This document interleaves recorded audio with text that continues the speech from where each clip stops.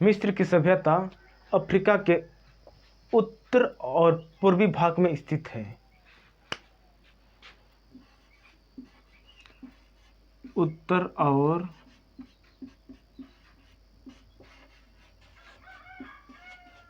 पूर्वी भाग में स्थित है और मिस्र की सभ्यता सबसे पुरानी सभ्यता है। यह लगभग 7500 वर्ष पूर्व 7500 वर्ष पूर्व विकसित हुआ था और यह लगभग 5000 वर्ष तक चली। कितना वर्ष तक चली? 5000 वर्ष तक चली। मिस्र जो अधिकांश भाग में कम वर्षा होती थी, जिससे हर तरफ सूखा ही सूखा होता है और यह पश्चिम और पूर्व में मरुस्थल से घिरा हुआ है। पश्चिम और पूर्व में मरुस्थल से घिरा हुआ है, यानी कि हर तरफ ये बालू से ही घिरा हुआ है। नील नदी मिस्र सभ्यता की जीवन है, मतलब नील नदी से ही मिस्र सभ्यता के लोगों का खेती करना संभव हुआ और नील नदी की घाटी मिस्र की सर्वाधिक उपजाऊ भाग है। इसी कारण मिस्र की सभ्यता का उदय हुआ। इस प्रकार से नील नदी के दोनों किनारों पर विकास हुआ, यानी कि मिस्र की सभ्यता का विकास हुआ। और इतिहासकार हेरोडोटस ने मिस्र को नील नदी का उपहार कहा। किसने कहा? हेरोडोटस, ये इतिहासकार है। हेरोडोटस मिस्र को नील नदी का उपहार कहा। कृषि उनका मुख्य व्यवसाय था और जैसे गेहूँ, जौ, ज्वार, कपास जैसी खेती की जाती थी। भेड़, बकरी और सूअर जैसे पशु पाले जाते थे। आर्थिक जीवन के लिए व्यापार भी करते थे, जैसे चांदी, सोना, गेहूँ, हाथी के दांत आदि वस्तुओं व्यापार करते थे। और यातायात साधन के रूप में गधों और नाव का प्रयोग करते थे। गधों और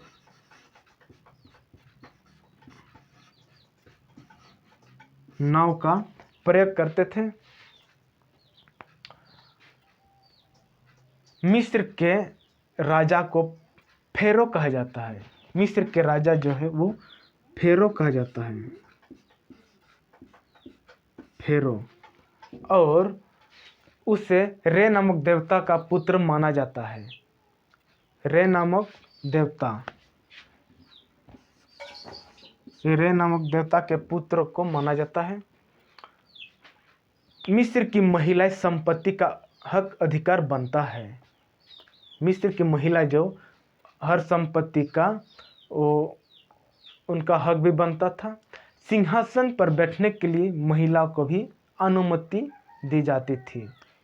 उनका एक सिंहासन भी हुआ करता था जो उस पर महिला भी बैठने की अधिकार थी। और सिंहासन पर बैठने वाली पहली महिला थी रानी हत्शेपुर।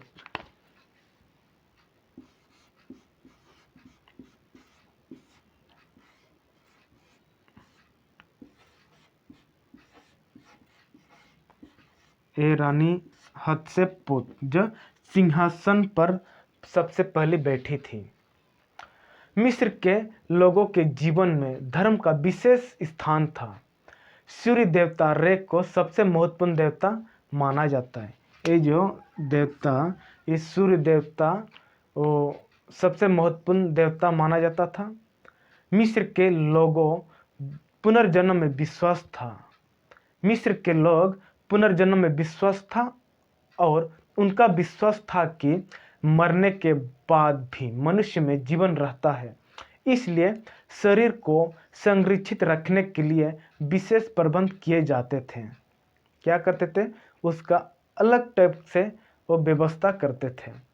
शरीर के अंदर के भाग को निकाल लिया जाता था और उसमें जड़ी बूटी के लेप लगाए जाते थे और उसके बाद कपड़े के पट्टियों में लपेट कर रखा जाता है।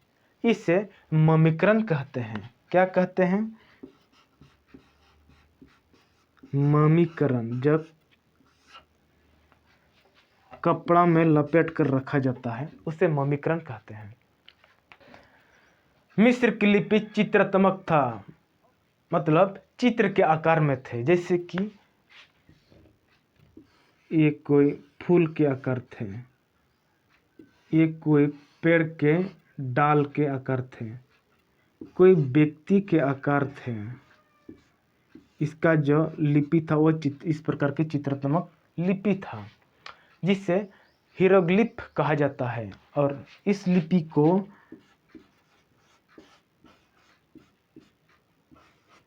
हीरोग्लिफ कहा जाता है और इसमें 600 मार्क्स होते थे, यानी कि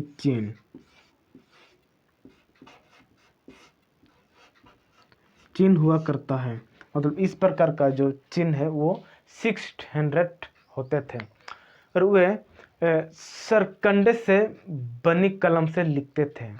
वो जो कलम जो यूज करता था वो सरकंडे से बने होते थे, सरकंडे। और पेपिरस छाल में वो लिखा करते थे। पेपिरस के छाल में लिखा करते थे, जो पेपर शब्द हमें प्राप्त हुआ है। पेपर से ही पेपर का शब्द जो हमें प्राप्त हुआ है।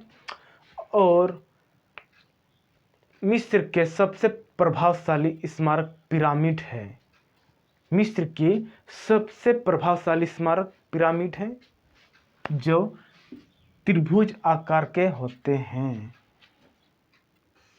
इस प्रकार का जो है वो पिरामिड कहा गया है। स्फिंक्स मिस्र का मूर्तिकला है। यह एक पौराणिक जानवर है। सिर मानव का और धड़ शेर का बना होता है। ये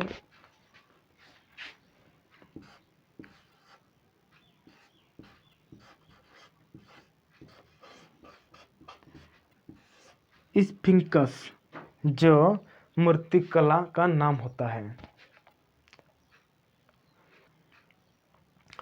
प्रसिद्ध पत्थर रोजेट्टा नील नदी के किनारे खोजा गया है। एक प्रकार का वहाँ पत्थर मिला करता था जिसको रोजेट्टा